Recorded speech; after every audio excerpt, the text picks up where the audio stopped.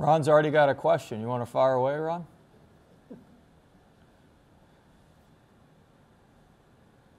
He's muted. There we go. Okay. It seemed like y'all lost this game about 3 or 4 times along the way, but yet somehow pulled it out. Just describe how'd y'all do that? Well, I thought we didn't lose the game, but I thought we're down 10 with 9 minutes left.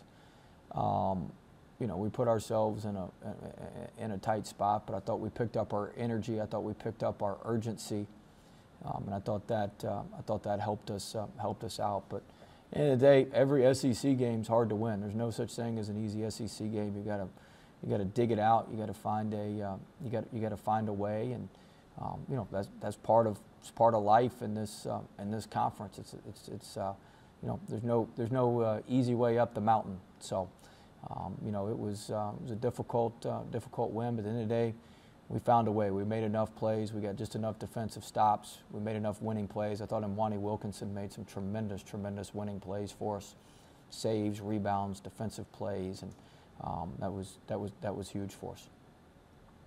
Coach Andrew Clay, KTC and Lafayette. You just alluded to being down by 10 there midway through the second half. You guys erased that lead in about 90 seconds. Was that the most important run of the game? Yeah, it was critical because we had to get it back within striking distance so we could kind of play it out in the 6-minute game and play it out down the stretch. And so I thought, we got 2 and 1s, I believe. We stole the ball in the diamond press. Our activity defensively, we gave up a lot of threes, and they made some threes, but our activity defensively was better. The 19 steals and their 22 turnovers really bailed us out.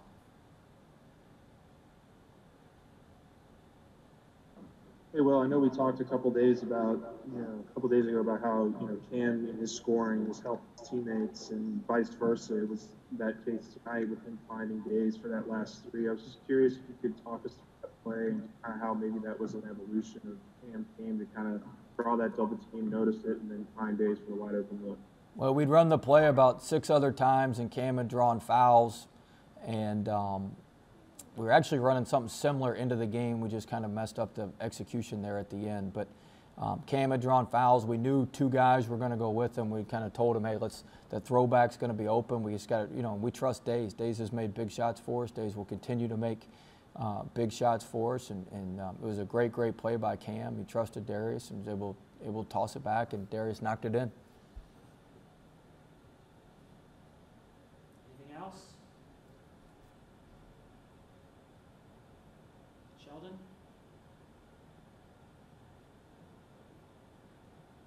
Hey, well, you talked about the fast pace, how fast paced I think they had 28 fast break points. Yeah, a lot of those were off our. Kind of hard. I'm sorry. Go ahead, Sheldon. Go ahead. I'm sorry. I was trying to ask you if I was trying to see what you could have done to stop them a little more. You're getting ready to say a lot of it was off the turnovers, right? Yeah, I'll answer your question. Not turn the ball over as much. Is that the right answer? I mean, a lot of them were off. I think I don't have the stats sitting in front of me. I think they scored 20 some odd points off of our 19 turnovers or something like that. And I think 3 or 4 of the turnovers were charges. So that means there was like 15. That means they scored on almost every single one of our turnovers. They were able to convert it to points. And so we've just got to be stronger and more secure with the ball. Do you think one more thing? Do you think your team got grimy, dirty tonight?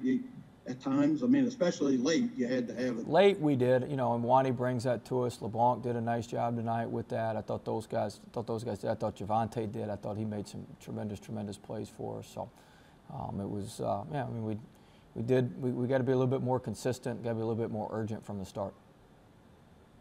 Thank you. Coach, do you think a win like this is going to help you with your momentum in SEC play? I hope so. I mean, you got to protect your home court, and so it's when you play at home, it's almost a must-win type situation in the SEC. So you got to be able to win your home games and pick up enough on the road. And we've certainly got a very challenging road game at a top 15 team on Saturday. So it'd have been it'd have been tough to lose at home and then go on, you got to turn around and go on the road and play a top 15 ball club.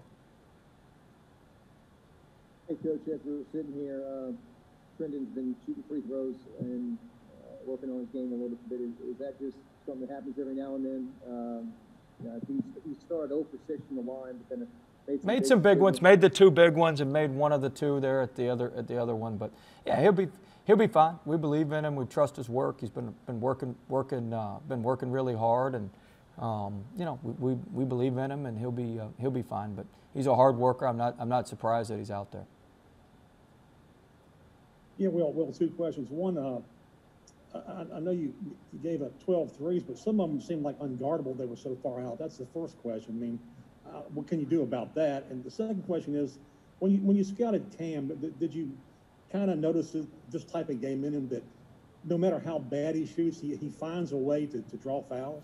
Yeah, I think I've mentioned that a bunch, that his game's recession-proof because he draws those fouls. Like he can weather tough shooting nights because he draws all those fouls and can just score at the free throw line. I think before he missed there at the end, I think he had the LSU record for consecutive made free throws at 42. So, it's just when he goes to the line, you can just count it. It's easy money. Yeah, I mean, we knew that he had the highest foul rate in the EYBL. He got foul. He'd shoot 9 or 10 free throws a game at Oak Hill. So, yeah, that's a huge part of his game. If you're going to do what Georgia did tonight, which is face guard him and be very, very physical with him, well, you're going to foul him.